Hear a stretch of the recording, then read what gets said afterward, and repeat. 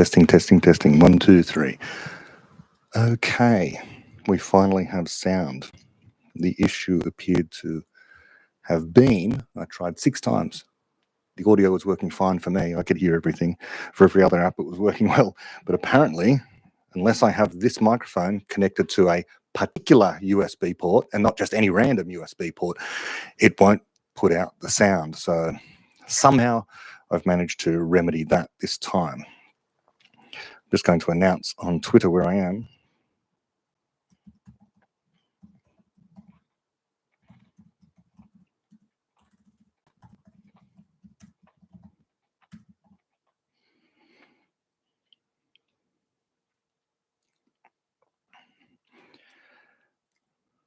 Wait until somebody comes and then they can tell me if the sound is working.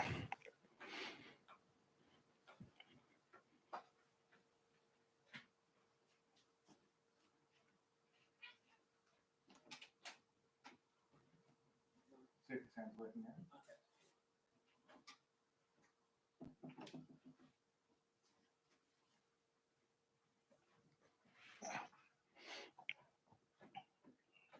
Testing, testing. Just waiting for someone to come and tell me that the sound is actually working. Is the sound working? We have one person. Sound is good. Oh, fantastic. Yes. I was saying at the beginning that I tried about 5 times in order for the sound to work. And my microphone here, unless connected to a particular port, just wouldn't put out to YouTube. It was putting out fine to everything else. So at least I know now, out of the 3 USB ports that is on my MacBook, there is only one that works. And I didn't need that stress today after the heat. Here we've experienced a 40 degrees Celsius day in Sydney, which is not hugely unusual for summer. It would be an unusual summer if we didn't get a 40 degrees Celsius few days. And I mention this because today, as often seems to happen more and more recently, we were warned by our Premier, the leader of our state government, to not use our washing machines, to not turn on our pool filters, to not use too much air conditioning, that kind of thing. Why? For fear we'd have blackouts on the day that is so hot that people would start to use more electricity for cooling their offices and schools and so on and so forth. And here we are in Australia, sitting atop one of the largest beds of coal in the entire world. But we refuse, because of the federal government, and as well as the state government, to build any more coal-fired power stations. We're putting all of the money into solar and wind. And how's that going for us? Well, it's going about as well as one would imagine. We're running up against the brick wall of insufficient supply and the possibility of blackouts and brownouts in a developed country where the solution is so simple and so cheap. Just build another coal-fired power station. The opposition to our government, who has this green idea, this green agenda, the opposition has an idea for building nuclear. No, that's all very well. I can get on board with nuclear, but that's 5 to 10 years away at least. Coal-fired power station, much easier to actually do, much more quickly. And we have a lot of coal-fired power station expertise here anyway, as well as resources. So there's my whinge, my perennial whinge about that, just because it happened to be in our media today. Now, this is an AMA, and I've got a lot of questions from X. And so I'm going to go through those. There's so many that we might be here for a while.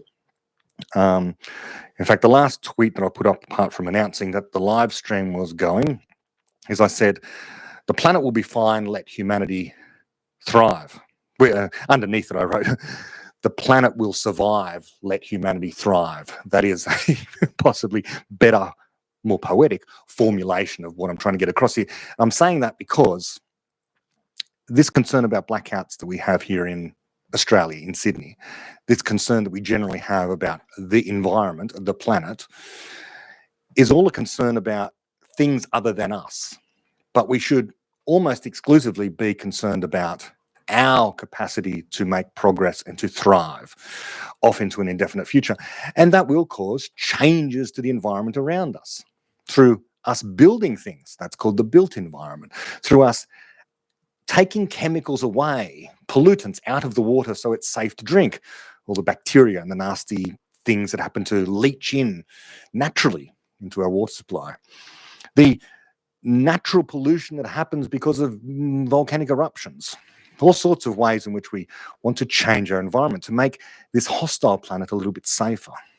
We're doing it all the time. That's why we build houses and build office buildings and cafes and shops. We are changing the environment around us so that we can thrive, except when it comes to this idea of energy. For some reason, when it comes to energy, we are so terribly concerned about this one part of the planet called the atmosphere, and we're concerned it's going to get too warm and we won't be able to deal with it, but we will deal with it, and we are dealing with it. We deal with changes in weather all the time. Anyway, someone said, should we not give a shit about polar bears? We can care about the polar bears. At the moment, as far as I'm aware, there's no problem with the polar bears. The polar bears are doing just fine. I remember way back when Al Gore saying that certainly by about the year 2005, there would be no ice for the polar bears to exist upon, but there's more ice basically than ever. We keep being told that the ice is going to run out, and then we hear that although some glaciers are receding, some are increasing, and so on and so forth. So I better get to the X questions, otherwise I will end up rabbiting on about the things I'm interested in when we should be here talking about things that you're interested in. Oh, one other thing. Peter Bokosian and I published an article today about ending the US Department of Education. It applies around the world as well. I may as well say the same for the federal and state departments of education here in New South Wales and Australia. The same arguments apply. We talk about how top-down imposition of curricula and the coercive nature of the way in which it's delivered, didn't mention that so much, but it causes people to learn bad ways of thinking, and it indoctrinates people and all that sort of stuff.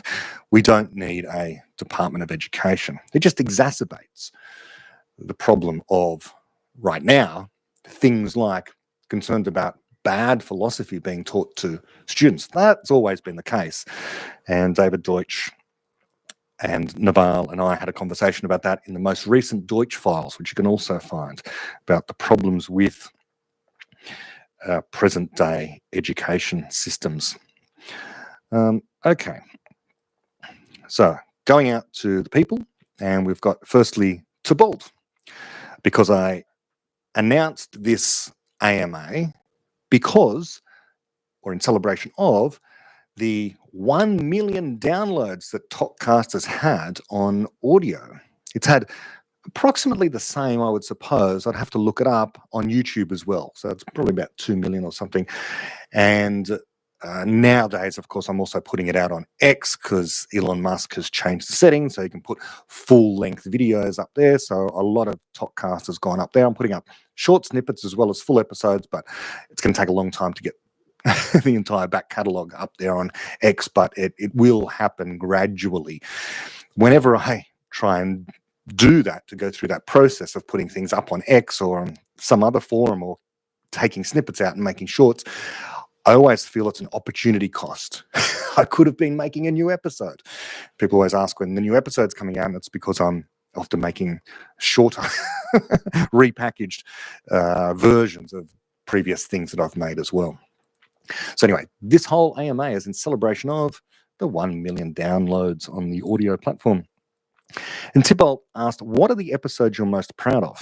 I really should read through these questions before I try and tackle them, because this is a tricky one. What episodes do you think are underrated? Most people don't speak about it a lot, but you think are really good. I'd be tooting my own horn to say that they're really good. I don't know. I guess I'm proud of the Nexus episode.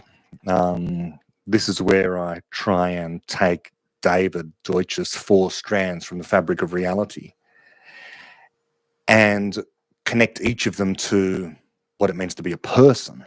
And that's why I call it the Nexus, where all of those things, quantum theory, epistemology, evolution, the multiverse, where these things intersect is in what it means to be a person.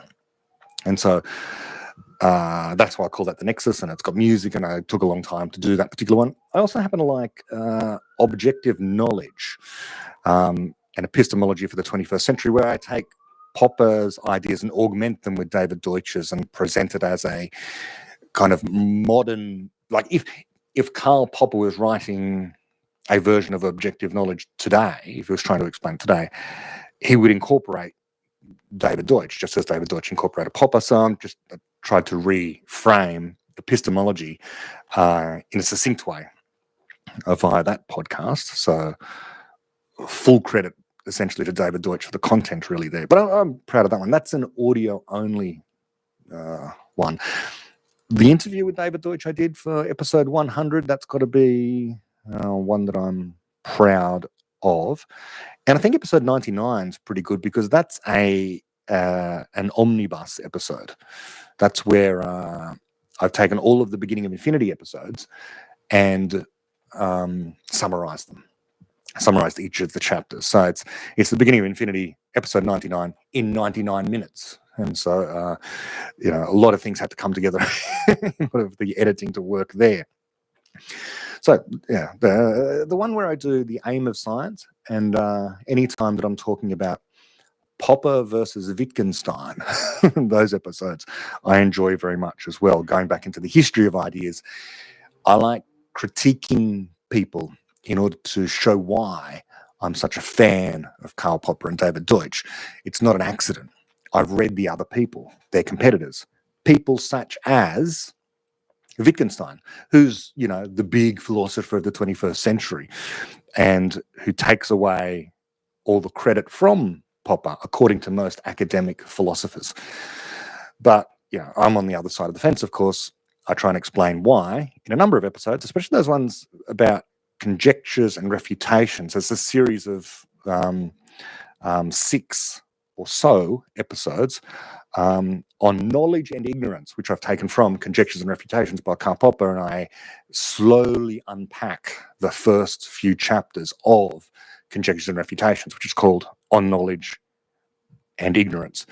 And I really enjoyed doing those ones, a really deep dive into the basics, the fundamentals of the nature of conjectural knowledge, Poppian epistemology, in other words. Okay. Arjun, friend of the show, Arjun Kamani, has asked, why did you start Talkcast? And did you ever think it would reach this many listeners, or did you not care?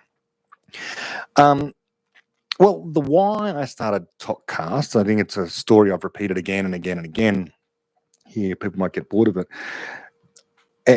It's all laid out there in episode 1 on the Beginning of Infinity, the very first episode that I did, where I say, I'm doing this in order to try and understand the Beginning of Infinity for myself better.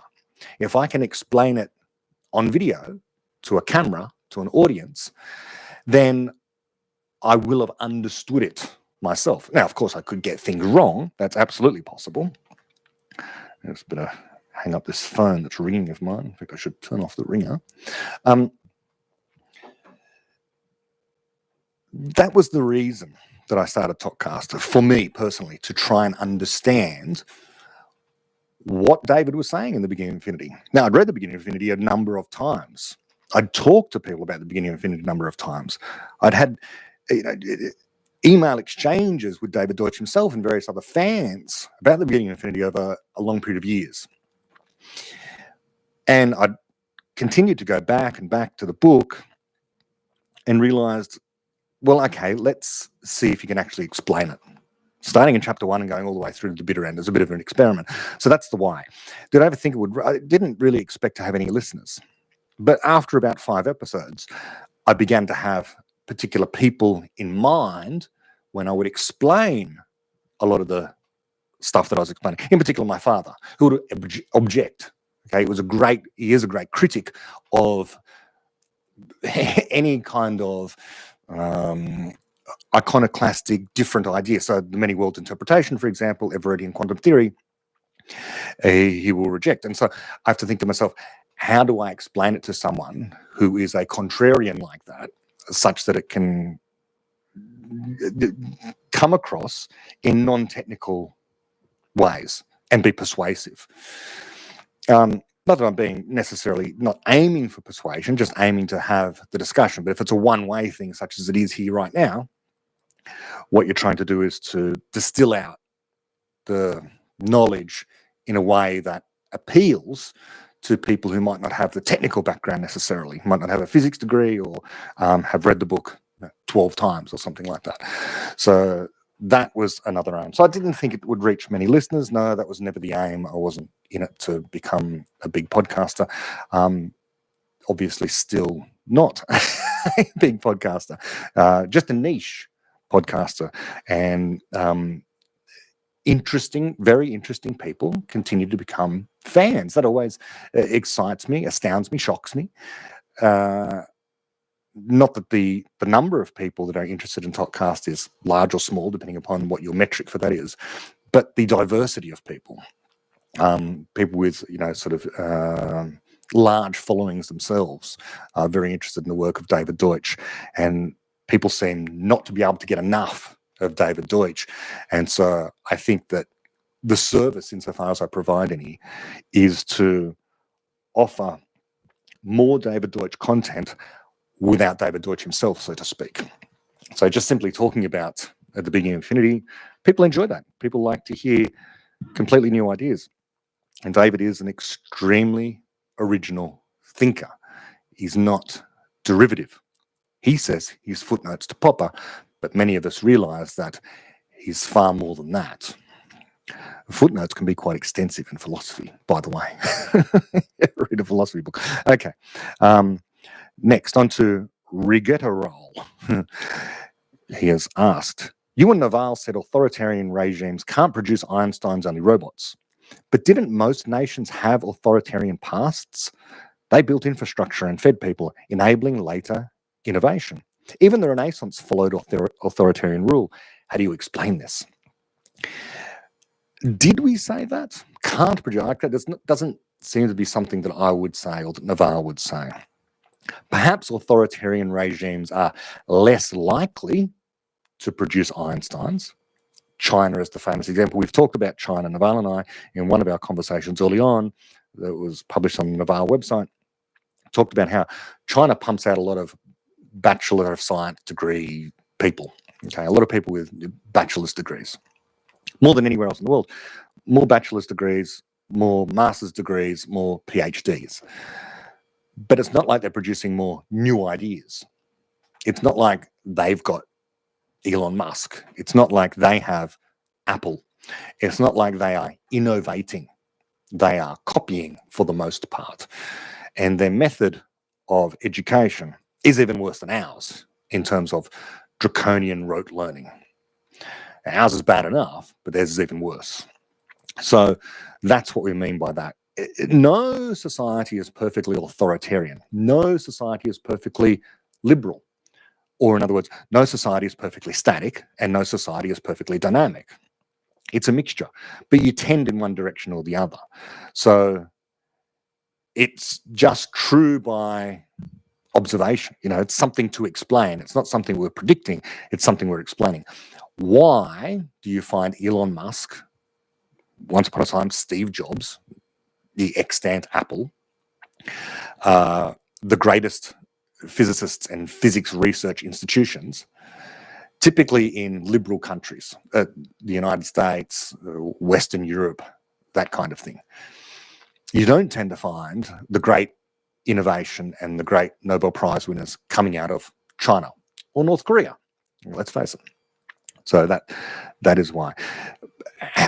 It said even the Renaissance followed authoritarian rule. Even the Renaissance had much more anti-rational memes controlling the culture, causing it to be more static than what ours is. We just continue to become more and more dynamic. And although we go through periods like woke, where there's an efflorescent flourishing of anti-rational memes and all of society becomes a little more static for a little while, we escape from it pretty quickly. And I think that's what might be happening now.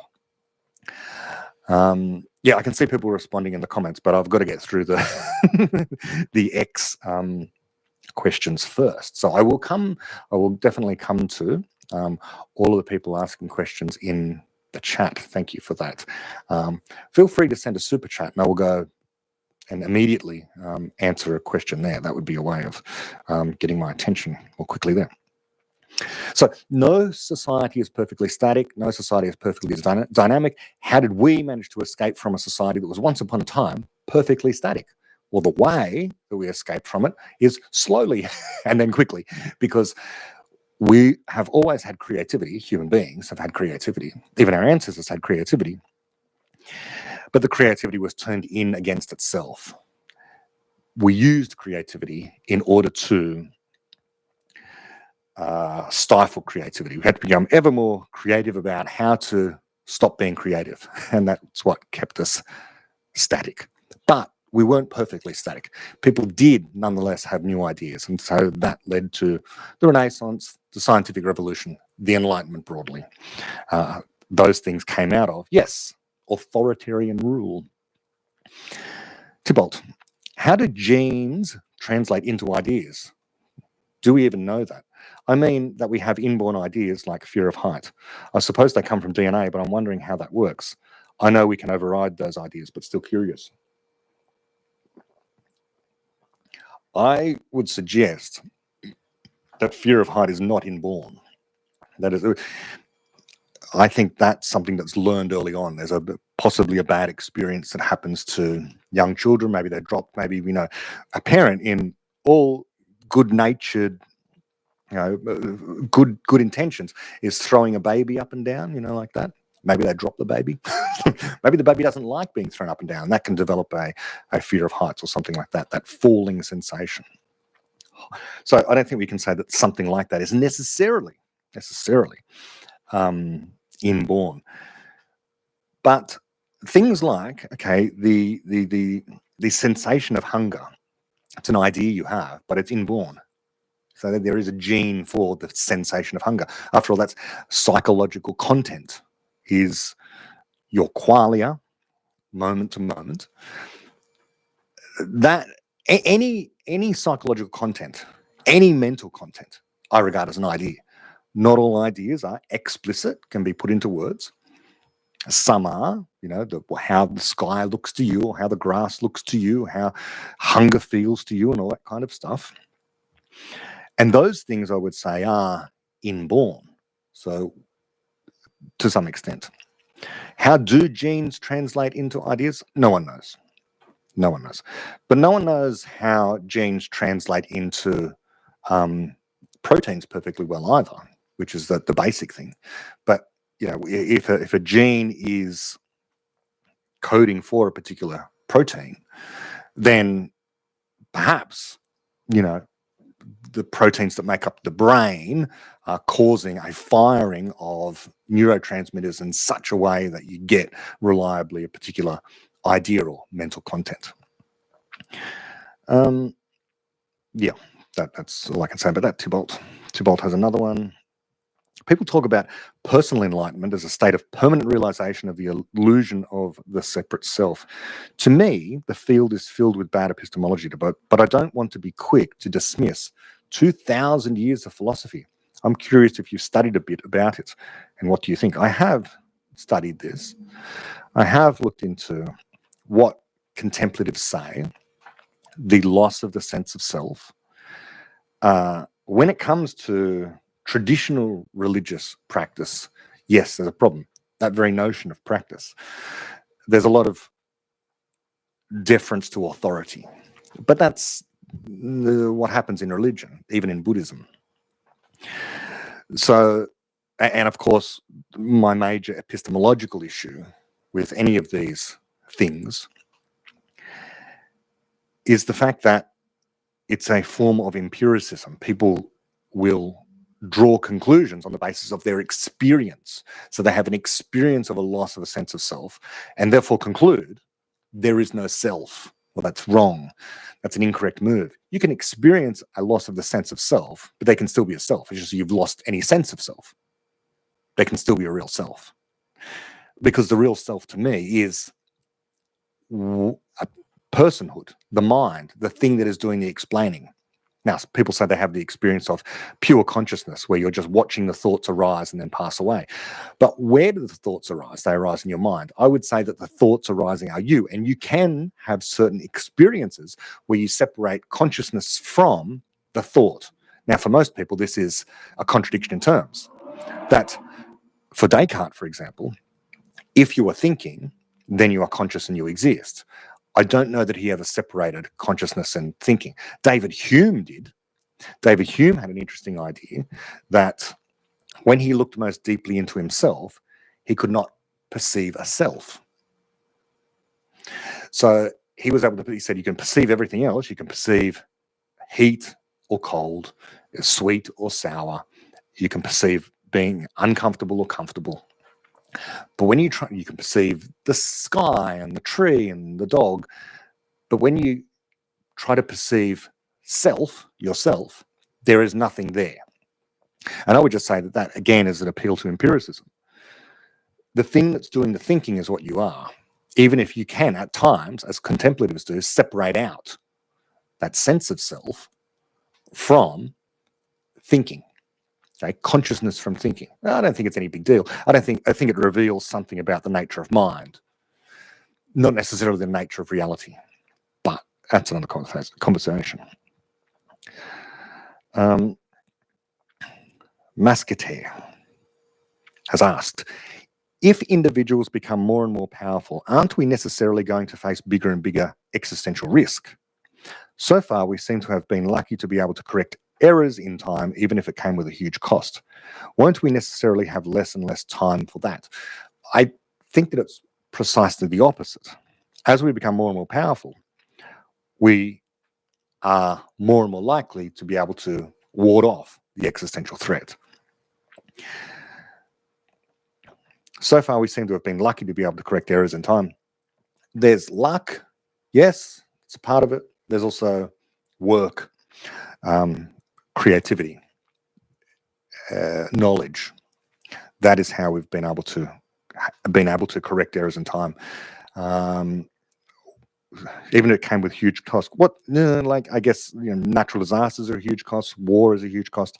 The more powerful we become, the less natural disasters are going to hurt us, because we'll be able to control the climate, we'll be able to control the shaking of the earth, or build structures that are strong enough to withstand the shaking of the earth, or hurricanes, or whatever.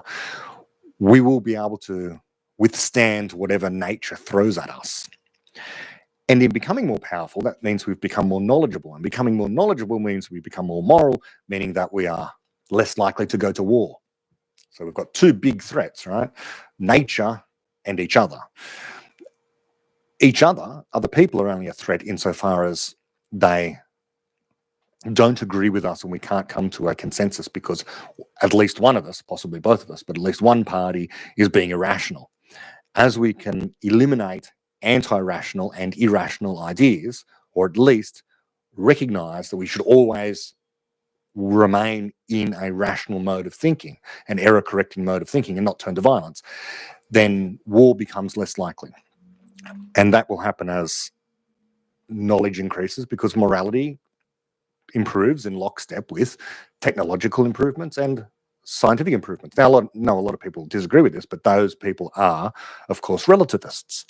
They think that morality isn't objective. They think morality isn't connected to science or technology, but it is. You can only have ever better science in the presence of ever better morality, because progress in science requires us to continue to collaborate, to respect things like evidence, to be logical and rational, and all of these things. There's a whole bunch of moral values, shoulds, things that we should do that enable scientific progress to happen ever more quickly. And as we improve our science, we improve our morality, and they feed off one another. Progress in one affects progress in the other. There we go. So let's keep going. William says, is physics currently enthralled in a fight to divorce itself from time, as suggested by the theories of Barber and Deutsch? What implications does this have for the understanding of our deepest theories? I don't think that it's enthralled in a fight to divorce itself from time, but rather it's in a fight to explain the nature of time. And so it's not that time doesn't exist, but as David and Barber and various others say, the Page and Wooter's idea is this: it's not that time doesn't exist, it's that time doesn't flow. You might also want to say, well, space-time exists, and time sort of emerges out of that. But, space exists, matter exists, energy exists. Or do you say matter and energy are the same thing? And, so there is no matter, it's all just energy, Well, some of these terms are highly useful shortcuts to something that is real. So I don't think people are denying that time exists. It's meaningful to say tomorrow, or yesterday, the next year. So, time exists. It's just the flow of time. That's the illusion. There is no flow of time. What implication does this have for our understanding of our deepest theories? Well, our deepest theories will ultimately explain the nature of time better, and the nature of space, and the nature of energy and matter, the nature of knowledge. Our present understanding is that other times are special cases of other universes, as David says. And that comes out of quantum theory. What exists is the multiverse. Fundamentally, what exists is the multiverse. So you start there. Quantum theory tells you there's a multiverse. What does that mean? Well, it means that right now there's a whole bunch of parallel universes where everything that could possibly happen does happen in some measure. But again, tomorrow is real. And so tomorrow, that exists, and there's a whole bunch of parallel universes there. And yesterday exists, and there's a whole bunch of parallel universes there. And so you can take this multiverse and slice it up into all sorts of different ways, like slicing a big loaf of bread. And so it makes sense to talk about the things that are parallel and the things that are perpendicular to whatever universe you happen to occupy right now. And that raises the question of what a universe is, an approximately autonomous region of the multiverse. Okay. Gurav has asked, I saw Mark Andreessen, famous VC in Silicon Valley, and Joe Rogan talk today about AGI being imminent and inevitable evolution of the current AI tech. What is their best argument? Do they have any, or is it just bad philosophy? Thanks. Congrats on the success of your podcast.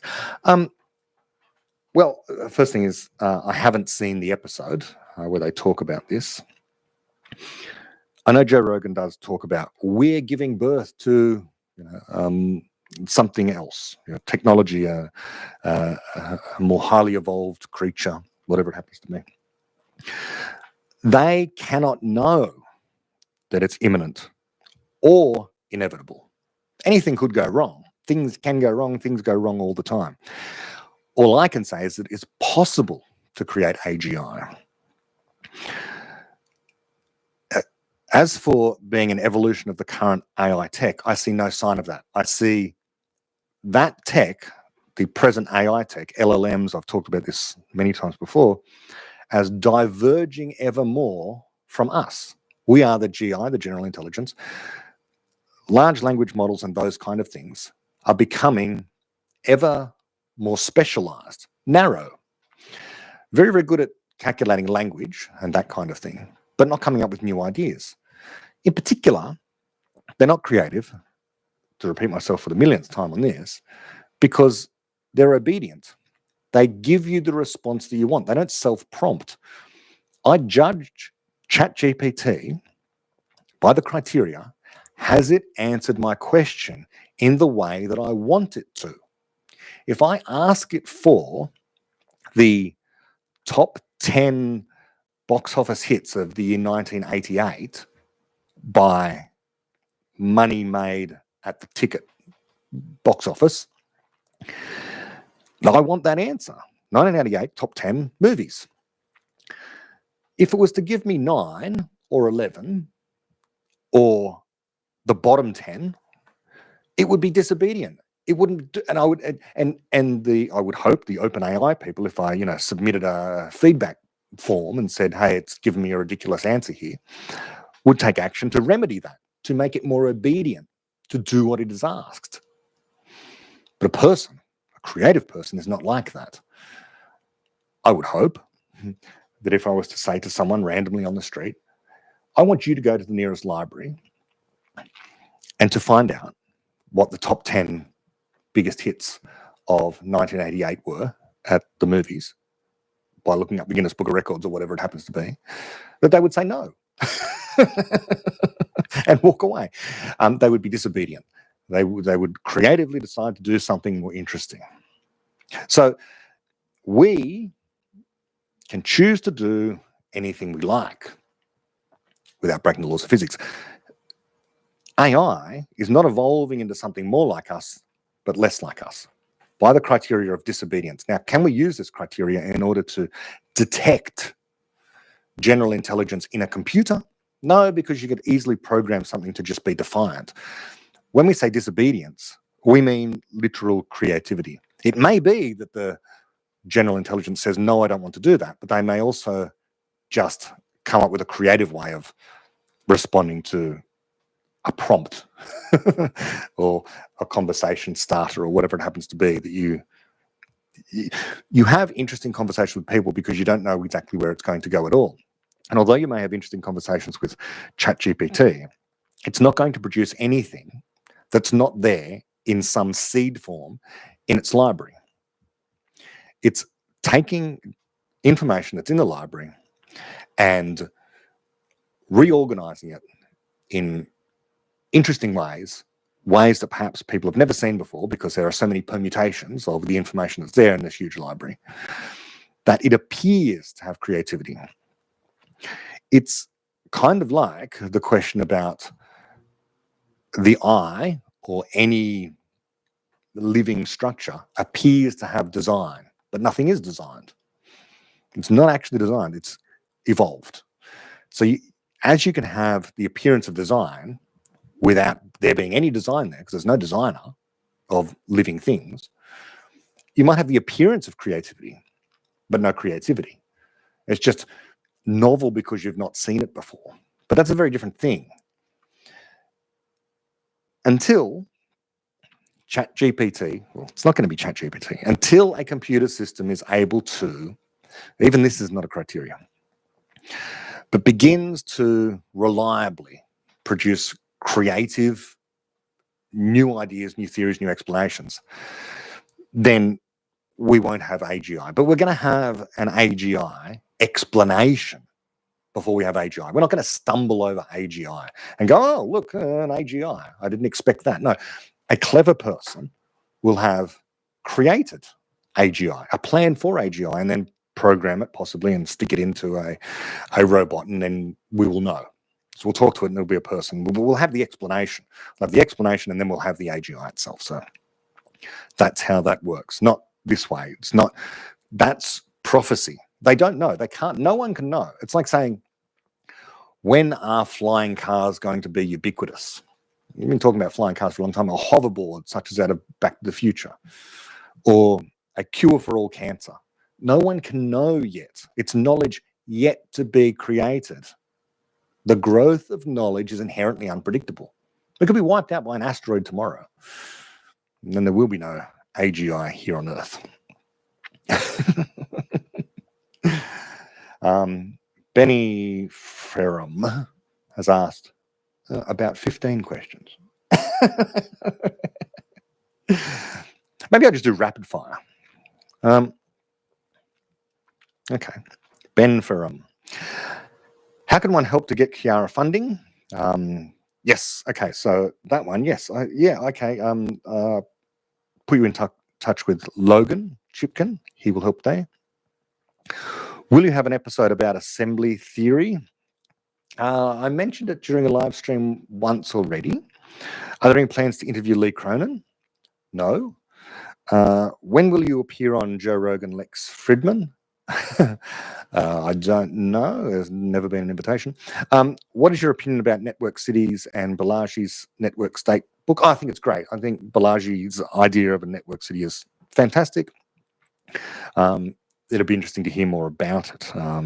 Yeah. Any new insights around personhood? Not beyond what I've already said here in this podcast so far. I think a person is a universal explainer, is a creative entity. Beyond that, we don't know. I think that's a significant advance on what we thought about personhood prior to David Deutsch stating that simple fact. Any recent good book you have read? I'm making my way through Dune very slowly, and one of Paul Davies' books, where it's just a short series of chapters and discrete chapters. I can't remember the name of it. If you could leave a note to your younger self, what would it be? I was almost going to say question authority, but I had that. My younger self used to stare at that sticker that my father bought me, and I put it on the side of an amplifier that I had, and I used to stare at that quite often. So I wouldn't need to say that. Yeah, no, this implies that I would change something. I don't think I would. I'm quite happy. Like, taken seriously. If I could leave a note to your younger self, what would it be? Well, how young am I? Are we talking year 1990? Well, I would leave, 5 weeks worth of lotto numbers. That would be on the note to my younger self. That's what I would do. Or would I? Because it had changed my life significantly, and perhaps I wouldn't be here. And I enjoy doing this. If you would be an advisor for Doge, which error correction mechanisms would you strengthen, make sure they keep it intact? Well, I think the whole point of Doge is not to keep stuff intact. Nothing needs to be kept intact. You want a strong military, you want a strong justice system, police force, that kind of thing. But I don't think Doge is going after that. They're going after the fat, the waste. And so I wouldn't have any advice for Doge on that, apart from remove as much of it as possible, remove all the regulations, almost. So the United States has the best protections around free speech, around free trade, and around the free vote. And they're the 3 prongs of error correction. And Doge has no indication that it's going to be negatively affecting any of those things. So, I don't think that's, I have no advice apart from just keep on doing what they plan on doing and more of it. How are you doing on convincing David Deutsch about the true path of leaf tea? We've never actually had the conversation about that. It's just a funny thing that I like to say. I like loose leaf.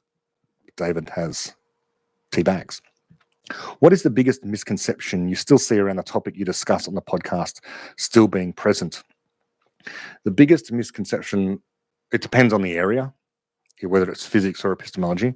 On physics, it's, the multiverse is still a challenge for people, that it's not testable, even from professional physicists. Professional physicists, even ones who endorse the multiverse, don't realize that it is a testable theory. So there's that. And in epistemology, the idea that, perversely, that Karl Popper was some kind of relativist and that you do need a foundation for knowledge, morality, whatever it happens to be, that knowledge is an edifice requiring firm foundations upon which you build and then derive all of your conclusions. This is the wrong way to think about knowledge, but that's pervasive. And so people don't like the idea of conjectural knowledge. What do you mean you're guessing everything? That's relativist. We must be able to get to the truth. Oh, I suppose that is the biggest misconception, that we can utter truth. We must be able to get to the truth, the final truth. For some reason, people don't like the idea of infinite improvement. They like the idea of getting a final answer, which to me seems like hell. It seems like a terrible idea. A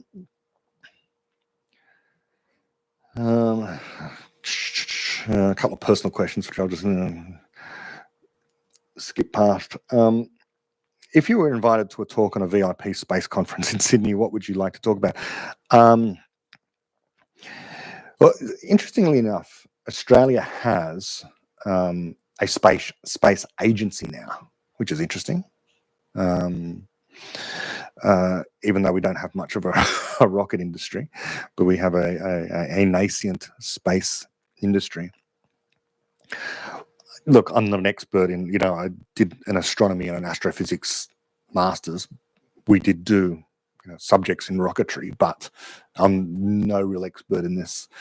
I would talk about, there's nothing. I would talk about how Elon Musk is doing a very good job, and that Mars is another stepping stone off to the rest of the universe. It's interesting. People have been talking about Neil deGrasse Tyson turning on Elon Musk recently. He was on the Bill Maher program, and Neil deGrasse Tyson started talking about how, because Mars wouldn't be profitable, going to Mars wouldn't be profitable, Musk had a bad idea about going there, because what you needed was a reason, such as a geopolitical threat. And of course, Tyson's thinking of the reason we went to the moon was largely due to the Cold War. And so the United States was up against Russia and they were engaged in the space race. And that's why we went to the moon. And Neil deGrasse Tyson's theory is that that has to play out with Mars. The only reason we'd go to Mars is if we were competing. There was a geopolitical impetus. To me, that doesn't make any sense. We've always explored further and further. And sometimes just out of interest. Sometimes it's been governments, but, explorers, people go hiking off into the rainforest. We have this impulse. We like exploring. And Musk appears to want to do it just out of interest. So, I would talk about how curiosity drives progress. And people who take steps like Musk does in order to explore the near or even far reaches of space should be applauded rather than have brickbats thrown at them. What is on your bucket list? To not kick it would be one thing. So not dying, that's on my bucket list. Other than that, I don't have a bucket list for exactly that reason. Presumes you're going to die. Is there anything you always wanted but never got around to getting or doing? Oh, there's many things like this. I've always wanted to write a book. However, I make podcasts and posts and things, and so I explore my writing in that way. Okay, that's all of Benny From's questions. Randy's got 3 questions. Question 1. Can you explain why Deutsch thinks Penrose must be wrong about the phenomenon of explanatory knowledge creation by people requiring non-computation based activities, actions? My understanding is that Penrose thinks human consciousness and creativity require both computation and non-computation based activities.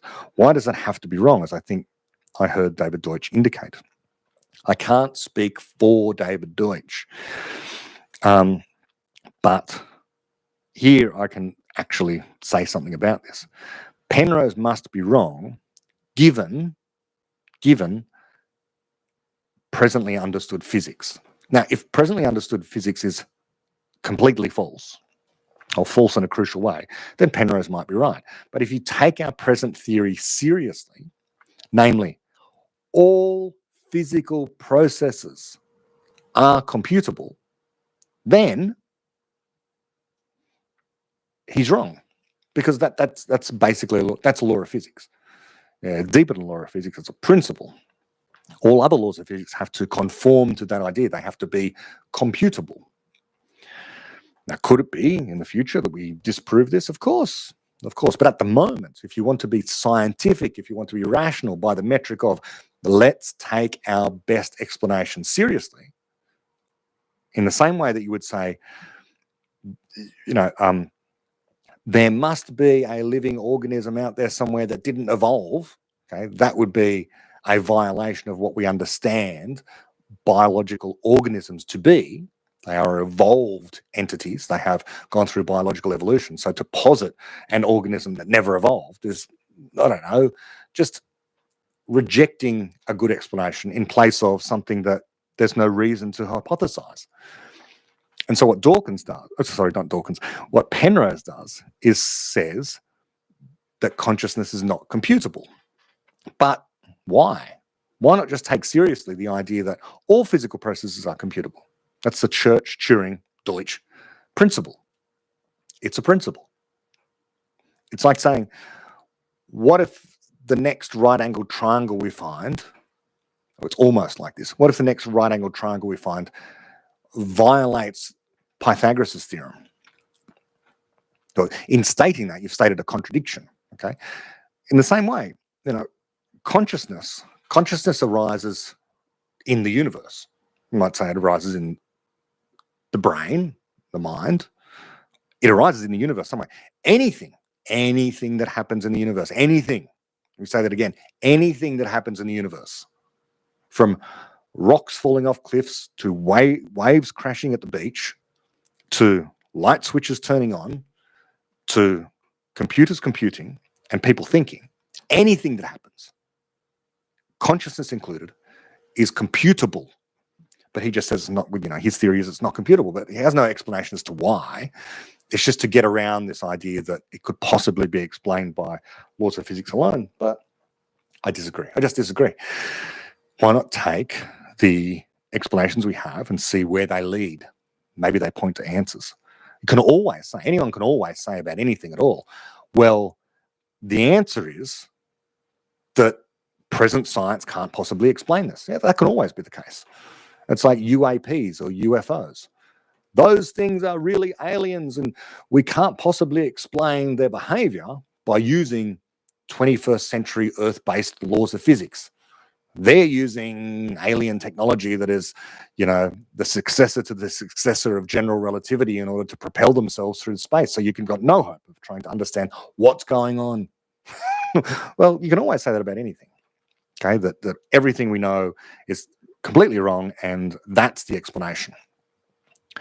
All right, so that's what I think about Penrose. He's just holding up a thing, consciousness, and saying, this thing, consciousness, it is such a mystery that there's no chance, there's no way, there's no how that it could ever be explained by a process of computation, even though everything else can. Question 2, what is the explanation or rationale behind the conjecture that universal explainers are substrate independent, the same way that all knowledge or all software is substrate independent? It's just software that's running. Now, in theory, this doesn't mean that the thing itself would be conscious, right? So the universal explainer program, whatever it happens to be, whatever this thing is that is your mind, it's a physical process. That physical process can be captured in an explanation, presumably captured by an algorithm of some kind that would be completely different to any other algorithm because it's creative. All other algorithms are highly deterministic. One input produces basically one output. But the creative algorithm you would not be able to predict the output given the input. Never. All other algorithms, you would. You want a predictable output given a particular input. Even for random number generators, the predictable output is a number. You don't want anything other than a number. It starts giving you letters, something's gone wrong. So random number generators are still giving you something that you expect. But a creative algorithm gives you something completely different, including, by the way, nothing at all, which is why you can't test for creativity. Because if you have this algorithm that you think might be creative and you type a question to it and nothing comes out, has it malfunctioned or is it refusing to answer your question? That's why there's no test, right? You can't no experiment can distinguish between those two possibilities. But it's also pointless to worry about. It's a red herring because, as I keep saying, we will have the explanation of personhood, of the universal explainer, of AGI first, and then we will have AGI. Not the other way around. We won't have AGI, trip over it like a rock at the beach, and then go, oh, what was that? Let's try and explain it. No, it's the other way around. Now, we, of course, a lot of people come back with, but we evolved after 13.7 billion years of the universe, starting off as a hot soup of subatomic particles, quarks and leptons and things, all the way through to today to human beings. So that happened once. Why couldn't, we simulate that inside of a computer? There's also the problems with that. We can't simulate entire universes inside of a computer.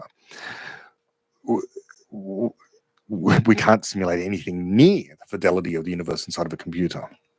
What we need is a plan. We need a recipe. We need a way of understanding what this explanatory creativity thing is first. So that's the explanation, is that it's a form of knowledge. The explanation of what a universal explainer is knowledge we don't have yet, but it is knowledge. It's something that there's an explanation there. Once we write that down, we could write it down on a piece of paper. We could type it into a computer. We could record our voice. It's substrate independent. And so in theory, you could have that thing running once you actually take the algorithm, and you could run it on a laptop, or you could run it inside of a robot, or you could run it on the wetware of the brain, which is what we're doing right now. We just don't know how to do these things. But in principle, it must be possible, because all physical processes are computable. And those physical processes are substrate independent insofar as you're simulating those things. Okay, question 3. How does teaching work? If the idea is that each person needs to recreate knowledge instead of being able to receive knowledge, as in the bucket theory of the mind, which would require induction, then how do you explain how presenting information, visual, auditory, and other modalities to a person seem to reliably and drastically speed up the creation of knowledge? Question mark. So, yes, teaching the word, it's not a great word, because it implies instruction from without. I would reframe the whole term teacher, and take my handle on X is talk teacher.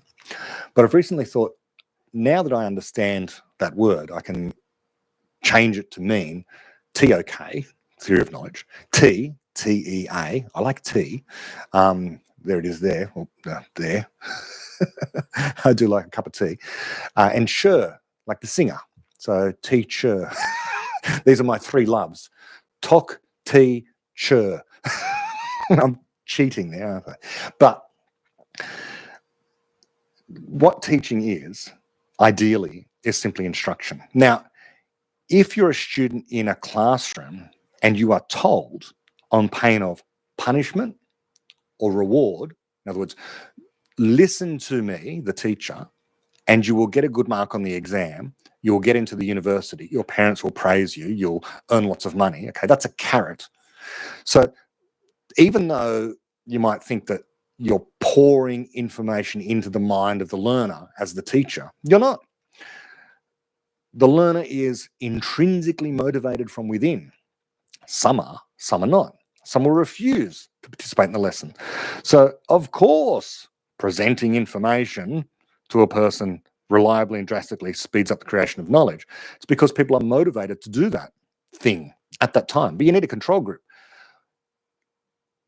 People who don't have teachers, people who are outside of schools, for example, they're learning just as fast and just as much about different things, just not the standard curriculum. But how do you compare quantity of information?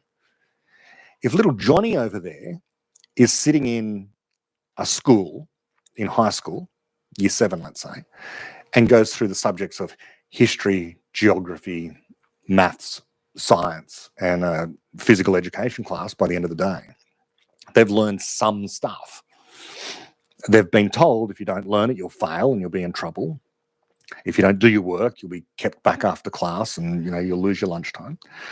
But if you do listen, you'll do well on the exam and you'll end up, by a long chain of reasoning, being rich and successful. That can be motivating to a child, to some children.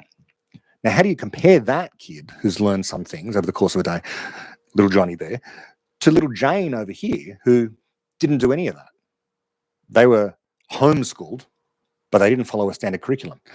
They just spent their day learning basket weaving or something. Now, they might have learned a lot about basket weaving. By the end of the day, they might have started off not being able to weave any baskets at all in the morning. By the end of the day, they're a almost perfectly proficient basket weaver. Who's done better? Well, maybe the basket weaving girl, Jane, is really, really happy at the end of the day and is really curious about, I don't know, what those fibers are in the basket, what they're made of, ultimately, chemically speaking. And they become really curious. And the next day after that, they start getting chemistry books out and they start investigating and doing experiments about how to make better baskets out of stronger materials or whatever. Maybe they go off to be a really successful person. No standard curriculum, not taught, just following their own curiosity. So yeah, that's what teaching is. So I don't agree that necessarily teaching reliably and drastically speeds up the creation of knowledge, even if it seems to, and Randy's admitted it seems to do that. I don't think it does. We need a control group to compare kids who go to school to kids who don't go to school. Well, another way of putting that is what would have been better for all those many people who succeeded having never gone to university? Should they have stayed at university? Did Elon Musk finish university? No, there's a number of billionaires that kind of never finished their university study. Would it have been better if they did? Presumably not. It would have been better if Einstein had have done sat in more classes. Instead of becoming a patent clerk and working on relativity, it would have been better if he had have gone back to university and learnt more about Newtonian gravity and why that was the correct theory. No, of course not.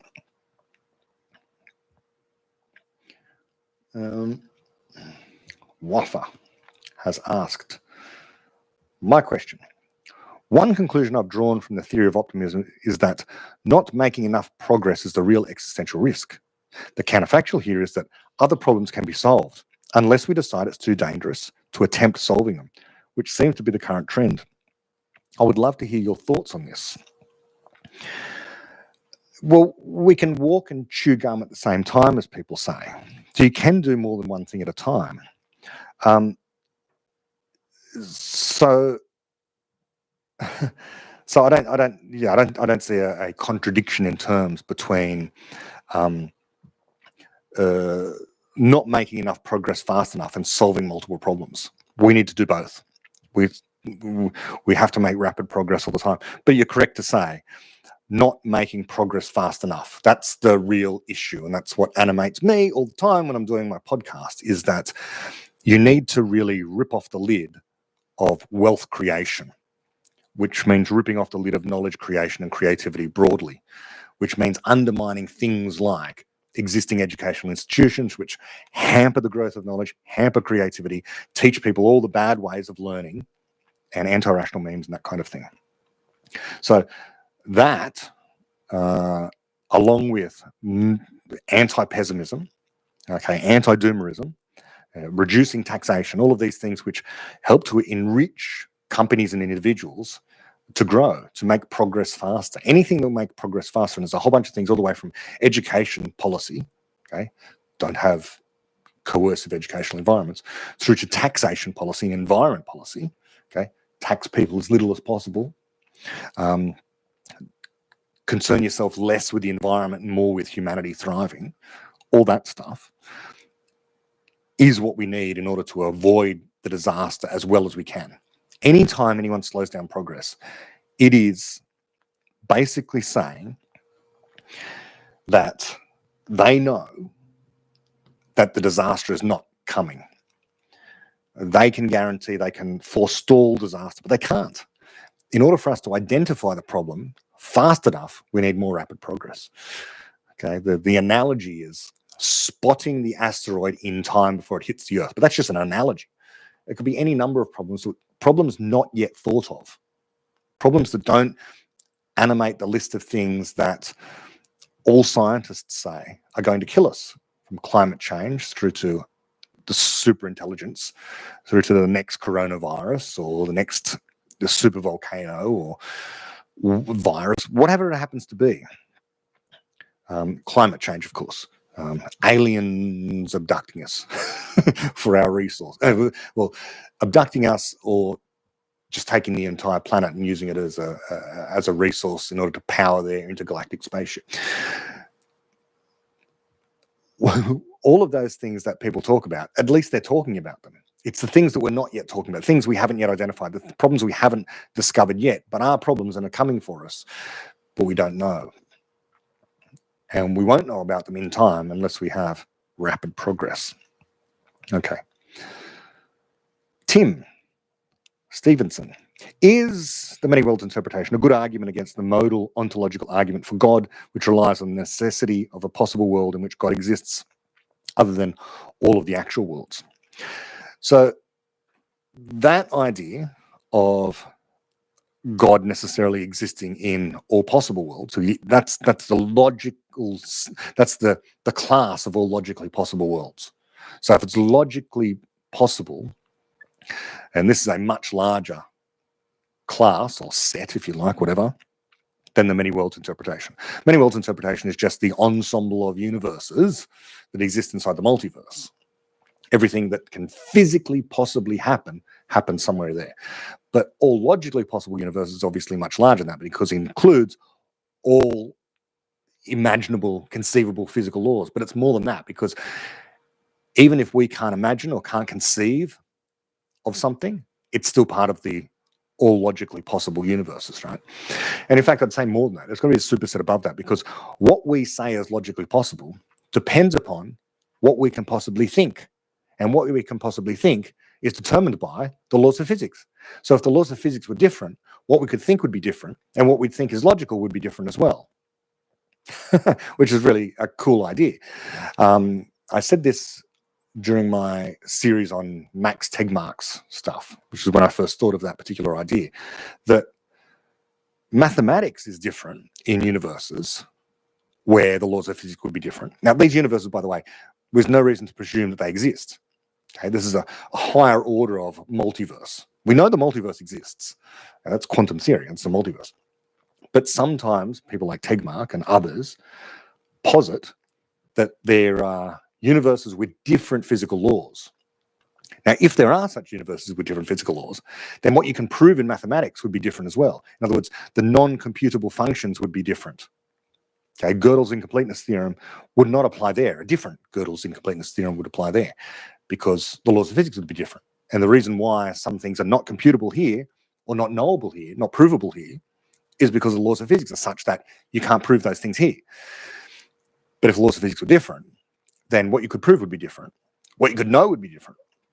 And in fact, what you would think would be different. What you would think is logical would be different. So all of these things come into play there. So none of this has any effect on God, I don't think, because people will believe in God regardless, independent of what science says. And I think science, by the way, is silent on the matter.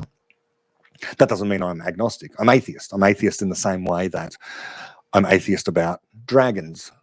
There are no dragons. There were no dragons. There have never been any dragons. Now, if someone digs up something that looks like a dinosaur tomorrow, but the experts say there appears to be an organ there was able to generate fire, it was able to repurpose, was able to burn coal inside of its own stomach and breathe it out, then I'd be convinced there are dragons. But, at the moment, there's no reason. It solves no problem to say there's dragons. It solves no problem to say there's a God. And that's how we refute the notion of God. What problem are you solving? Now, for some people, they have a God-shaped hole. They do have a problem. They really do have a genuine problem. And they fill it with God. Or in some other cases, they fill it with something else. But it's a God-shaped hole, as people say. And that's fine. If that makes you psychologically more comfortable, fill your boots, so to speak. I have no worries about that. Do you believe a version of this is from Andy, wisely uncertain. Do you believe a version of a representative democracy offers a society greater opportunity for error correction and progress than anarcho-capitalism? For discussion, consider a version closer to an ideal American system, similar to Popper's description. And then he's linked to Popper's article in The Economist that I've talked about many times before. I regard anarcho-capitalism as kind of the Platonic ideal. Okay, anarcho-capitalism, just for anyone who wants to know, is zero government. That's the anarcho bit. And capitalism, where people freely trade with one another. And this is a wonderful idea. Wouldn't it be great if there was no government, provisos, and no violence at the same time? Now, the anarcho-capitalists say, well, we can have private security firms, but there is no answer to what if the private security firms disagree? They will say, well, then you have arbitration. Okay, so do we have a single arbitrator? Oh, no, everyone has their own arbitration. But what if the arbitration people all disagree with one another? I've read a lot of the anarcho-capitalists. There never seems to be an answer to this. The only answer is that ideally, people are all being perfectly rational. Although what one person thinks is rational is different to what another person thinks is rational. So as I always say at this juncture, I am on the anarcho-capitalist side, just as I am on the objectivists' Ayn Rand side, just as I am on the minimal government side, as I am on the Javier Milei's side, and so on. The battle is not an internecine war between these people and even the conservatives. The battle is really against the authoritarian collectivists. So insofar as we need to reduce taxation, reduce regulation, increase personal freedom, allow greater freedom of expression and creativity to flourish, we're all on the same side in that, pushing back against collectivism. Once things improve so much that we've basically eliminated almost all regulations and we've reduced the tax burden to almost zero, then we can start talking about, should we have anarcho-capitalism or should we just have a minimal government? Then I'll worry about that, but we're not there yet. So I don't want to get into a fight with my anarcho-capitalists or even conservative or libertarian friends on this. It's just, I think we're all on basically the same side for now. But anarcho-capitalism is kind of a platonic ideal we can aim for off into such a distant future that everything becomes voluntary, including the funding of things like the military. I think even Ayn Rand would agree with at least part of that. She would want to have a government, but in theory, you could have a system of voluntary taxation. Say, well, why would you bother, paying if you didn't have to? Well, that's one kind of personality, right? So why would you bother giving to charity if you didn't have to? It's a certain kind of personality. I get it.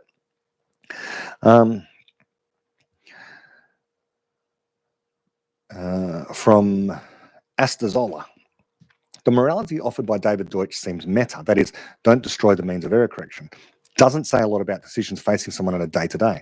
I like Ayn Rand's view. It's a lot less meta. Am I not understanding something? I think so. Yes, you're not understanding that David Deutsch didn't write a book on morality or personal responsibility or anything like that. He wrote a book, The Beginning of Infinity, largely about an extension of the fabric of reality, epistemology, physics, evolution, particularly of memes and ideas, things like that, and computation and the many worlds interpretation. So at no point does he give personal advice or talk about morality. He's not giving you a moral guide. So I think that's what you're not understanding perhaps about that. I would hope that Ayn Rand would agree with don't destroy the means of error correction. I guess that she would. I don't know that, although a lot of objectivists are fundamentalist in their outlook, so are some Popperians. They want to know what Popper really said, and let's stick to what Popper really said, rather than just making up our own versions of what Popper said, or having our own versions of what Popper said.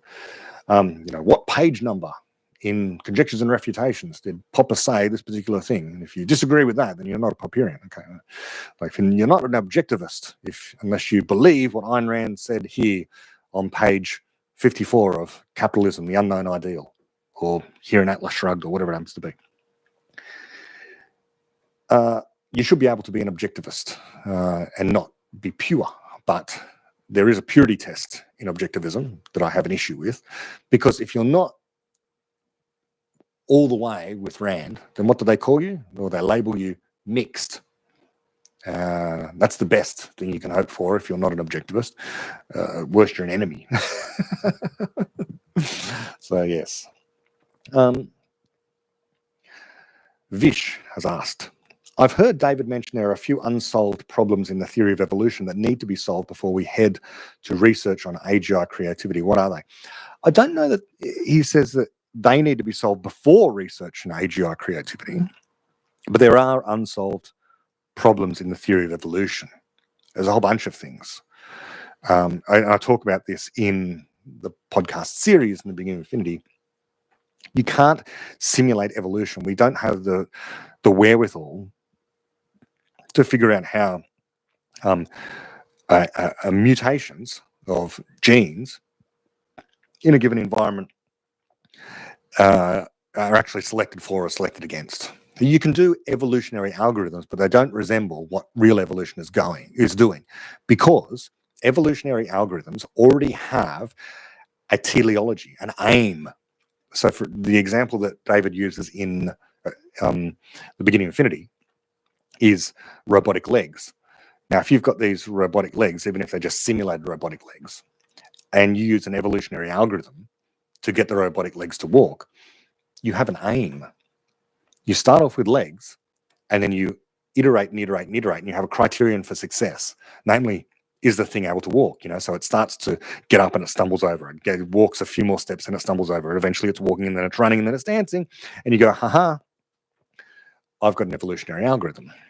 Proof that I've simulated evolution. But that's not what evolution is. Evolution is not teleological like that. In other words, it doesn't have an aim. You had an aim. The programmer had an aim. I want these legs to walk or run or dance, something. And I'm going to write a program so that it achieves that aim. But evolution is not doing that. True Darwinian evolution is not doing that. It's not aiming for something. The monkeys are not aiming to become human. The caterpillars or the butterflies are not aiming to become birds. There's nothing like that going on. Everything just evolves. How? By natural selection, random mutation of genes that are selected for, the selfish genes. We can't simulate that. So that's the thing that needs to be solved. How is it that this process works without having an aim? The complexity increases. We don't know.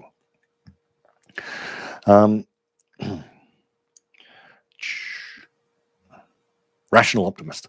What do you think are the differences and similarities of Taleb's and Deutsch's works? Well, they're both fans of Karl Popper.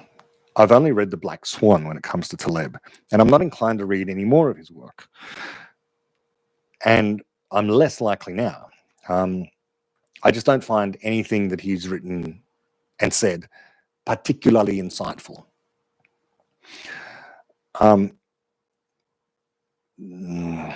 Yeah, I think he's made a lot of predictions over the years that have gone significantly awry. Wasn't his latest one that was publicized, that was thrown around on X, that Bitcoin is destined to go the way of the dinosaur? It's a terrible investment, and that no one should take cryptocurrency seriously, and it appears that he's been proven quite wrong on that. But I don't imagine he's going to admit being proved wrong. He'll say, one day it's coming, one day the complete collapse of Bitcoin is coming, and then you'll see that I'm right. Okay. He likes to make a lot of prophecies. And so people who make prophecies like that and who have a very rigid, I would say, way of thinking, quite antagonistic towards the way David thinks. I think they're very, very different people, even though both, Taleb claims to be a fan of Karl Popper. But I don't see the kind of fallibilism focus in Taleb's work. Now, a lot of people say they're fans of Karl Popper and don't necessarily understand what conjectural knowledge is. So, a speciesist has said, congrats, brother. I've been grappling with this idea for months and still can't wrap my head around it. What does David Deutsch mean when he said other times are instances of other universes? Well, this is what I talked about earlier. The fundamental thing in quantum theory, the fundamental entity in quantum theory is the multiverse. The multiverse is what exists. That's it. Okay, so whatever this thing is, the multiverse, it consists of everything that ever has happened and will happen. All physically possible things. And so when you divide that up into universes, some of the universes happen at the same time, and some of the universes happen an instant later, and an instant later, and an instant later. So yesterday is different to the day, which is different to tomorrow. They're all different universes. And there's universes essentially beside me right now where I'm doing something slightly different, ever so slightly different to what I'm doing now. Maybe someplace where I'm drinking tea, somewhere I'm drinking coffee, rather than just water, which is what I have here. And so these other universes where I'm doing different things right now are other universes. But just a moment ago, when I was talking about drinking tea and coffee, that's also a universe. So what is a universe then? A universe is an approximately autonomous region of the multiverse. What does that mean? It's complicated. The fundamental thing to focus on is the multiverse exists. And then there are certain ways of dividing that up into universes. And sometimes the universes are small. Sometimes they're as large as, the cosmological universe happens to be. So the word universe has to be re-understood within this Everettian quantum theory idea. Andy, again, did you find David Deutsch's response to your and Navarre's questions regarding parenting full stop? There's no question there. Today, it appears as if a parent does not intentionally guide a child, they are likely to fall victim to corporations, harmful addictions, or anti-rational memes that can hurt them for life. Well, that's always been the case, that people can fall victims to anti-rational memes that can hurt them for life. We always had.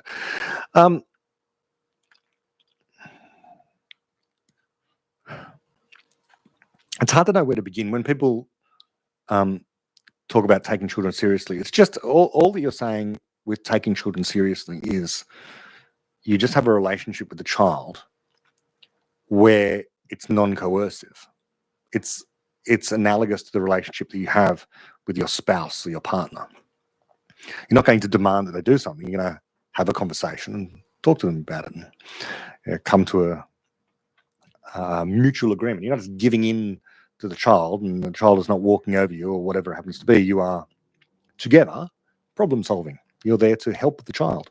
So when you say intentionally guide a child, and if you don't intentionally guide a child, they're going to form harmful addictions. Well, I don't agree. Corporations are not evil. They're not trying to addict anyone to anything.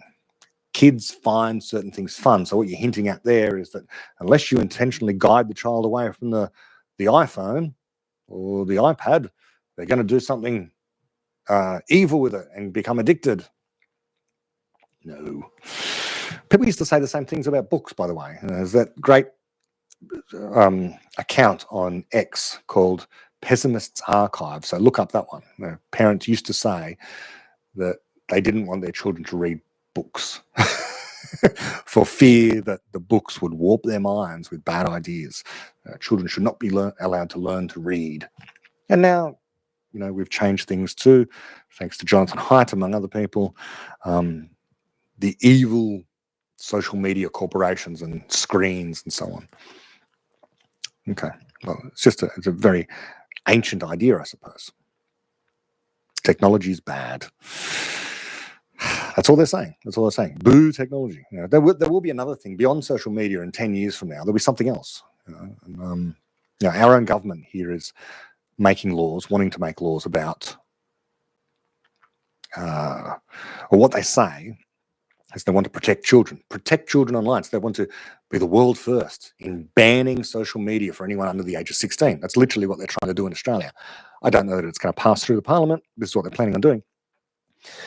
And a lot of others are saying, on the conservative side, well, they come to you as parents with this friendly sounding, we're going to help you because we know your children are addicted. This is what the government is saying, the left-leaning government is saying. We know your children are addicted to social media, so we, the government, will come along, we'll ban social media, and so therefore it's taken out of your hands, and so you can just point to the law and say it's against the law for you to use X or Facebook or whatever. Now, how do you prove that you're over 16? Well, this is a great issue for the other side of the government, the parliament.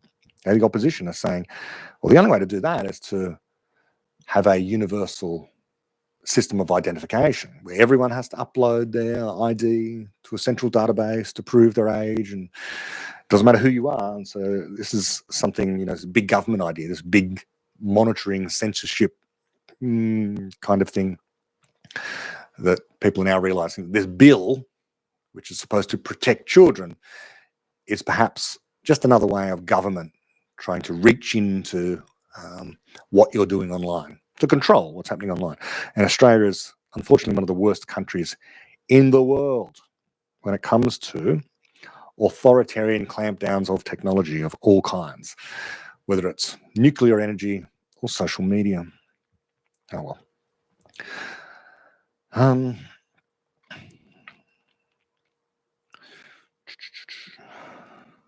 So I'm just looking through any other things that are on X. Let me go now to what's been said on YouTube. Sarosh, as per the many worlds interpretation, I'm curious to know to what extent can two universes differentiate? For example, can a person be alive in one universe and dead in another? Yes. Yes. But two universes, if our universe splits in two, the correct way of thinking about that, the better way of thinking about that, is that our universe actually consists of infinitely many fungible instances, all the same. So right now, there are infinitely many versions of me doing exactly what I'm doing right now. An instant later, they can differentiate into two infinitely many fungible sets, if you like, sets or classes, depends upon the mathematics. So there are two groups now, only very slightly different. Both of them are infinite. And so no matter how often you cut this thing in half, there's still infinitely many. And you go, how can there still be infinitely many? Well, if I have, here's one foot, okay, approximately 1 foot, 30 centimeters, 12 inches, whatever you want to call it. There are infinitely many points between this hand and that hand, infinitely many points. And if I divide it in two, I have infinitely many points here and infinitely many points there. I don't have fewer points in either. They have the same measure, we say. So you can divide up an infinite set infinitely many times and still be left with infinity. So that's the way that works. So if you could divide, there's a universe where I'm alive here, and there's a universe where I suddenly die for whatever terrible reason. The one where, as I am here now, okay, there is a universe somewhere where I just died. There is really one there, because it's physically possible that it could have happened, so it did happen somewhere. There's no law of physics that contrary. I'm at the moment, I must be able to die, and so therefore I did somewhere. But that was a copy of me. That's not me. I'm conscious here of this. This is going on. This is your conscious of what's going on with you. Even though versions of you have gone to do something else, but a version of you is not you. Okay? A version of you doing something different is not you. It's just a copy of you. It's no more you than your twin happens to be. Okay.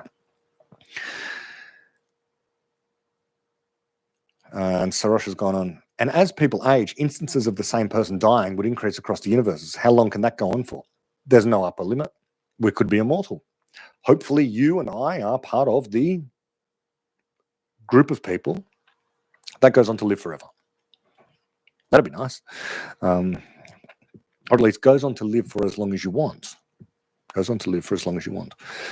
So there is no physical law placing an upper bound on your age, is the better way to say that. So this can go on forever, unless we discover a new law of physics that says people must die. But there can be no such law, because problems are soluble.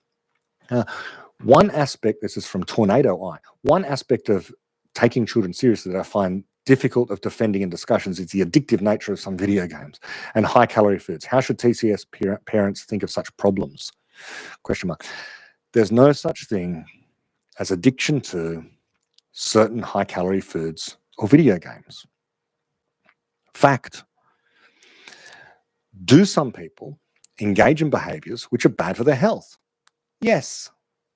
Do they make bad decisions again and again? Yes. What is the worst thing you could do as a parent to ensure that kids have an obsession with sugar? Deny them sugar. Deny them sugar. Kids love lollies because they're told they're not supposed to eat them. But I know personally of people who were free to eat, and I know people now who raise their kids this way. The kids are free to eat whatever they like, as much as they like. And they don't eat much more sugar than any other kid. In fact, they eat less because they don't see it as a rare treat. But if you see it as a rare treat, then you think this is a reward. I only get this on special occasions. And so then when you're old enough and you've got enough money to do what you want, then you buy all this sugar and you become addicted to sugar or video games or whatever it happens to be that you were denied as a child. So that's what I think about that. So what I would say is if I'm in a discussion with someone who doesn't agree with the idea that you should take your child seriously, if the child wants sugar, let them have sugar. If a child wants to play video games, let them play video games, is the very act of denying them that thing is the thing that causes them to want to do it more. That's the nature of humanity. People want the thing they're told they're not allowed to have. People are disobedient. That's one of the criteria for being a person. So, yeah, you end up with hang-ups, as we say. You'll end up with a hang-up. If a parent tells a child not to do the thing without having a good reason, but just, I told you so, because I said so, or because it's bad for your health, and I know what's best for you. It's not like, don't keep walking that way or you'll walk in front of a bus or you'll walk over a cliff. That's different. If a kid's walking towards the road and the bus is coming down the road and you grab them by the arm to pull them back from being hit by the bus, they will thank you for it. They don't intend to die. That's not coercion. If they're running towards a cliff and you tackle them before they run off the cliff, they'll thank you, unless they were intending on jumping into the water and having a good time. These are very different things. The child doesn't want to die. So stopping them from going in front of the bus is good, and they'll thank you for it. The child, if you talk to them about, if you eat too many of these sweets, it's bad for your health. And, we can talk about that. Yeah, have your Maltesers, have your Mars bar, have your Frosty Flakes, whatever it happens to be. Fill your boots. But while you're doing that, let's have a discussion about what sugar does to you. People get very fat if they eat too much sugar. People feel lethargic sometimes too. But you'll notice this, you have all the Maltesers and see how you feel in half an hour. See if you feel better or you feel worse. See if you feel sick. Eat 10, see how that feels. Eat 20, see if you get bored of eating Maltesers. See if you get bored of eating Maltesers, or whatever it happens to be. So, yeah. Reed has said, congrats on the downloads milestone. Thank you, Reed. And thank you for putting me in touch with Peter. Algo Boy, do you know about the jukebox theory of meaning? I don't. No. Tell me about it. Give us an update regarding your working relationship with Naval. Do you guys have a plan? We always have plans. We always have things in the pipeline, you've asked. Yes, we always do. But we don't like to talk about them. We like to keep it on the down low as commercial in confidence and all that kind of stuff. But we will continue. What we can promise is we continue to promote the optimistic worldview that I hope has just had a jetpack put under it by the seismic shifts in what is going on in the United States. Whether you like Donald Trump or not, this idea of having a businessmen like Vivek Ramaswamy and Elon Musk advising the government on how to reduce government spending and the size of government departments, fantastic. And his picks and the picks for the administration and all the changes that are promised, all I can say is we will see. We will see. You can only judge a politician on two criteria. One, what they say, and next, what they do. So if they say they're going to do X and they don't do X, they failed. If they say they're going to do X and they achieve X, wonderful, round of applause. You've actually achieved the thing you said, even if other people disagree with that, because that's what they promised before the election. Now, you don't want to say, and people keep on saying, Trump has a mandate. We've had this in Australia before as well. People's claiming you have a mandate. What does mandate mean? when it comes to politics, there are checks and balances in place, and they are robust in the United States. They're very robust. And once people are there, knowing full well that Donald Trump has this final 4 years, he's not an all-powerful dictator. He cannot be.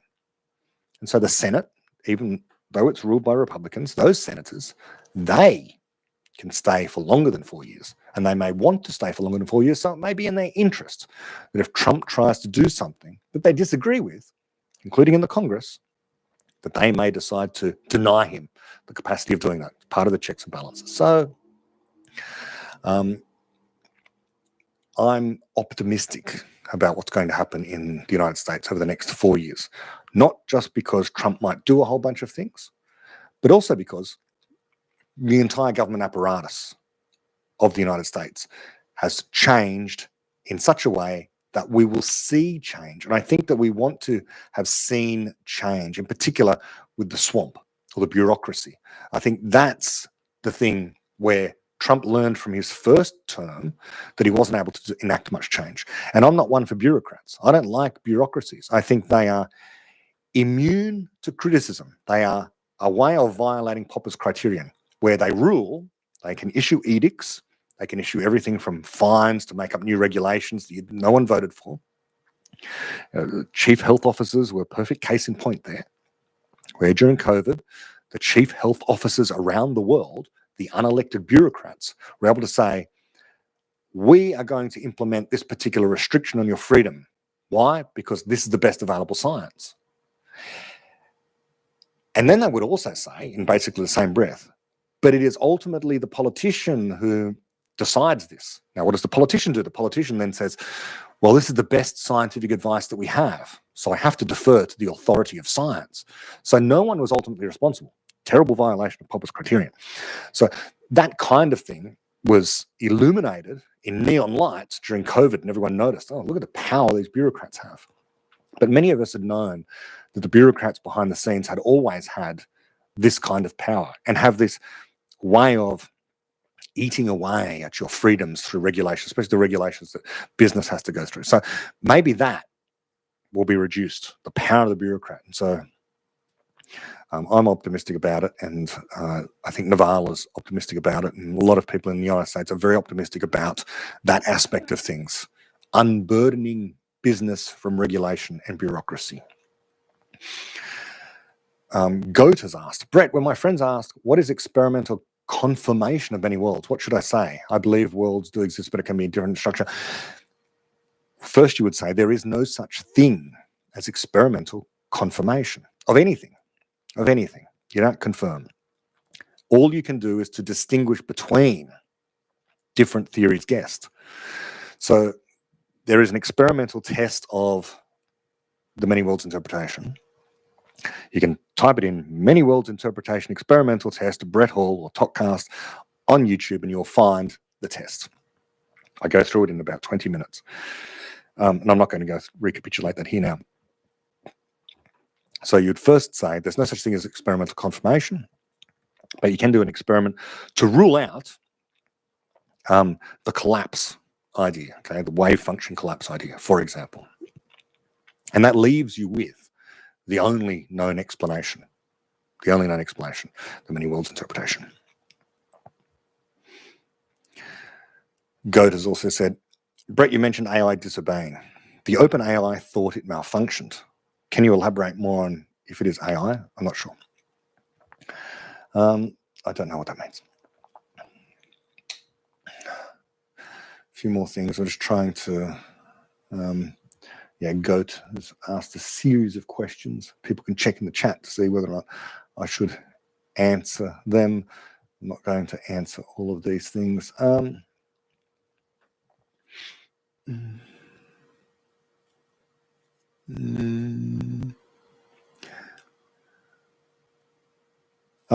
He has asked, how do Papirians should use approach abductive arguments? Yeah, abduction is a fancy word for guess. There's no such thing. This is something made up by academic philosophers, right? Academic philosophers like to talk about deduction and then induction and then abduction. It's the more recent fashionable term. Abduction is just jargon for guess. That's all. Someone else has asked, how would a Popperian express the criticism that a theory goes too far beyond the evidence? Example, one could explain unfamiliar animal tracks by proposing some fantastical creature left to them. Yes. So the thing is that if you were to suppose that unfamiliar animal tracks were made by a fantastic creature, a fantasy creature, and not an already known animal, it raises more questions than it solves. You can just say, I don't know what this animal is. That's a legitimate answer. But it looks like a horse, or it looks like a donkey, rather than a winged centaur or a winged unicorn or something like that. Those winged horse-like creatures raise more questions than they answer. How is this winged creature with the body mass of a horse able to fly? How big are the wings? Why have we never seen one flying through the air? Many questions are raised. Whereas if you just say, those hoof prints look very horse-like, maybe it's a zebra. Simple. So, yeah, how would a Popperian express the criticism that a theory goes too far beyond the evidence? Well, the evidence is the explicanda, we say, as the technical way of talking about that. It's the thing to be explained. So when we look outside and if you see the sun shining, that's evidence. Evidence of what? The sun. An existing sun. I see sunlight. There must be a sun up there. What's a sun? It's a star. What's a star? It's this sphere of mainly hydrogen that's fusing hydrogen nuclei, protons, into, ultimately, helium until it runs out of hydrogen to do that. And then it starts fusing the helium and so on it goes. Yeah. Chris, why do you think so many people I speak to about various topics that David Deutsch explores in the Fabric of Reality and Big Infinity cannot understand why people would bother asking these kind of questions? Well, people have different interests, Chris. Yeah, why? Yes, I hear this. Why bother? Why bother contemplating that? Who cares about the many worlds interpreted? Fair enough, you can have that opinion. Opinion about anything. Who cares about the nature of mathematics? Why are you worried? Why are you worried about mixed martial arts? I don't care. Why are you worried about baseball? And pick the thing, okay? I'm interested in certain kinds of philosophy, existential questions, the big questions of life, the universe, and everything. Other people are interested in learning new dance routines. I don't judge them. Yeah. But I guess one way you could respond is that we're trying to understand progress. We're trying to understand how to make things better for everyone, everywhere, more rapidly. We want to cure all disease. We want to have better computers to make life more comfortable so that everyone's wealthier, healthier, happier.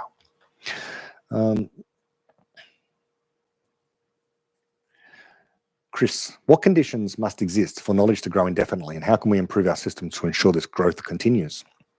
It's a big question. We need a tradition of criticism. So one thing, that has to be preserved. So we have to preserve the means of error correction. How can we improve our systems to ensure that growth continues? Well, accidents can always happen. So even if we do have these great institutions that protect free speech, free trade, and free vote, even if we do, you could still be wiped out by an asteroid or a nearby supernova or a catastrophic virus or whatever it happens to be. So we can't guarantee that knowledge will grow indefinitely. But to give us our best chance, we have to maintain the traditions of the Enlightenment. People must be free to speak their mind. It's free speech. They must be free to trade with one another without a third party getting involved. That's capitalism. And they must be able to vote out the people who are in charge, the rulers, and change the rules of the game when they want to, and that's democracy. So as long as you keep protecting those things, growth will continue. And those things entail a commitment to science, mathematics, philosophy, epistemology, rationality, broadly, reason, broadly.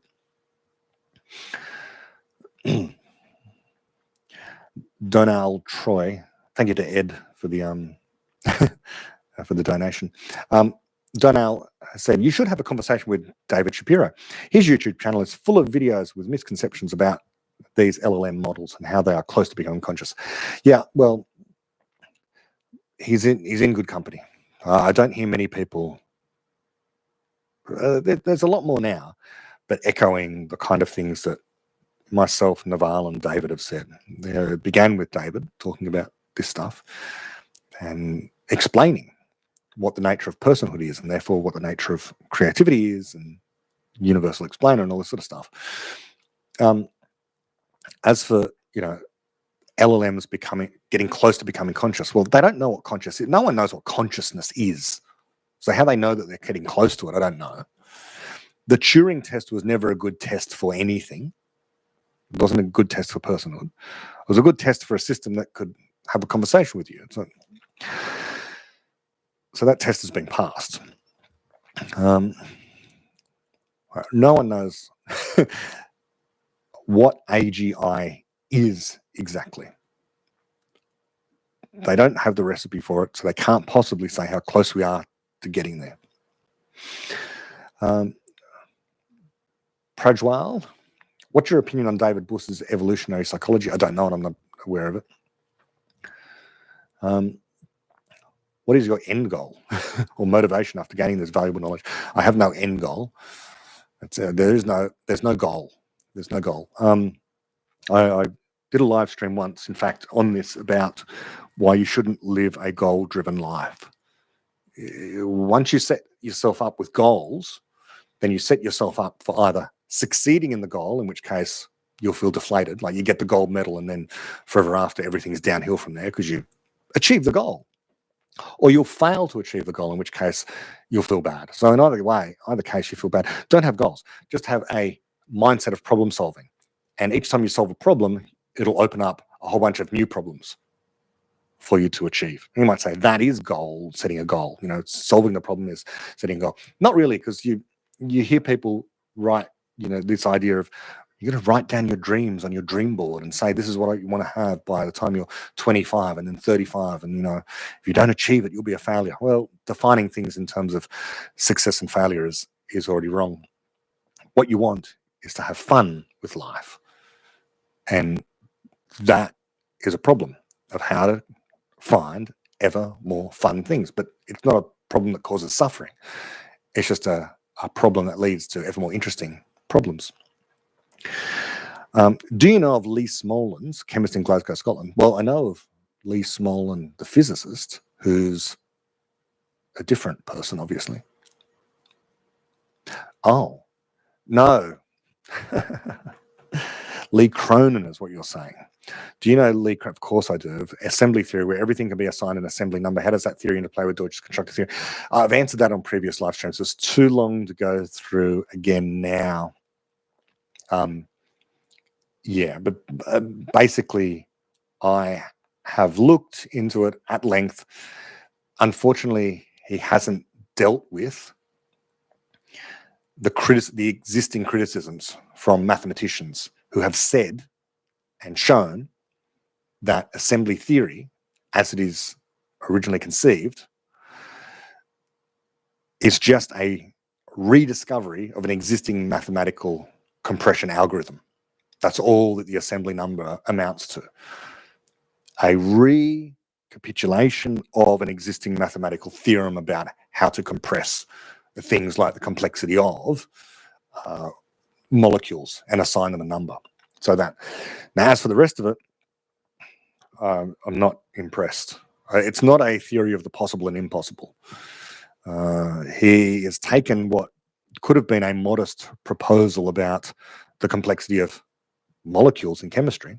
Fair enough. Even if it was a rediscovery of an existing mathematical compression algorithm, even if it was just that, how on earth that can be used to explain the origins of life and the universe and time and all this stuff? I don't know. I'm not buying it. He makes pronouncements on X regularly about how he's just about to prove this thing. And I have said to him recently, I'm looking forward to the proof I can't wait till this paper gets published. The paper never gets published. So, yeah. Enright, is it ever possible we could have the knowledge that it is actually true, even though we wouldn't know it is actually true? Like, could 2 + 2 = 4 be unmitigatingly true? Truth is a property of propositions, but we cannot utter propositions. 2 + 2 = 4 is a statement. It is a claim about necessary truth without itself being necessarily true. What does that mean? We can always be mistaken. The realm of mathematics can be represented. The realm of mathematics is necessary truth, or if you want to say numbers. But as David says in The Fabric of Reality, necessary truth is the subject matter of mathematics, not the reward you get for doing mathematics. And so what you've got there on the screen is 2 + 2 = 4 is a set of numerals and symbols that mean something to you. It's a statement. Now, statements can be approximations to propositions, which do have truth values, but that doesn't have a truth value. But what I would say is no explanation is improved by denying the truth of that statement. So, of course, you would say, does 2 + 2 = 4? Yes, it does. Yes, it does. And I would argue all day long with someone who says that it doesn't. There is that silly joke that for sufficiently large values of 2, 2 + 2 does not equal 4. So, for example, 2.4 + 2.4 is 4.8, which is 5. Okay, rounding all these things. 2.4 rounded is 2. Okay, take 2 of those, put them together, you get 4.8, which is 5. So, but that's silly. Thank you, Alex, just thanking me. Okay, last question. What is your view on depression, anxiety, and panic attacks? Is there a way to solve that problem in your eyes? Now, a good person to look up on X on this is Michael Golding. He's a Popperian psychiatrist. There's not many of those around. In fact, I think he's the only one. And I would agree with him that there are versions of each of those things you've mentioned. So with depression, anxiety, and panic attacks, they could be the consequence purely of bad ideas. So depression, for example, could be a consequence of someone repeatedly being thwarted in trying to achieve something, and that would make you depressed. You want to be a basketballer, but you keep on failing. You just can't get the ball in the hoop. That might lead to depression. If you're dead set on becoming a famous basketballer, but you're just terrible at it, that could lead to depression. Now, how do you solve that? Well, you solve that by going to a counselor or a psychologist or talking to a friend or a family member or someone you care about who cares about you and sorting this out. Figuring out that you don't really want to be a basketballer. You say you do, and you might even feel it to some extent, but really, let's face it, you're not going to be a great basketballer. You're not a great basketballer. You're not improving. And the reason you're not improving is because you don't really want that. So let's talk about what you really need. And then in solving that problem, getting over that, problem solved. Same with anxiety, okay? People who are afraid of spiders being slowly, gradually exposed to spiders, getting ever closer to spiders, can lose the anxiety. Now, that's all true. And this is the function of counselors. It's also the function of friends and having functional relationships.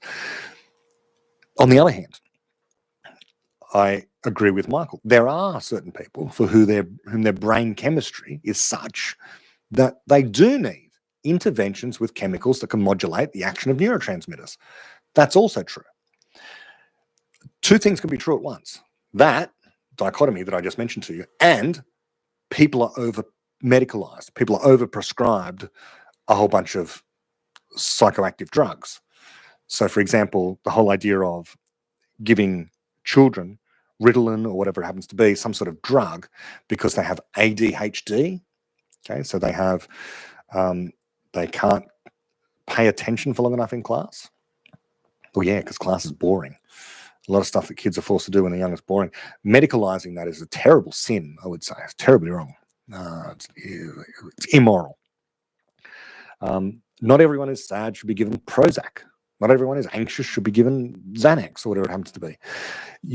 You should, at first, okay, this is why there are such things as professionals here, like Michael Golding, that you would go to if you had this problem coming up, and he would talk to you.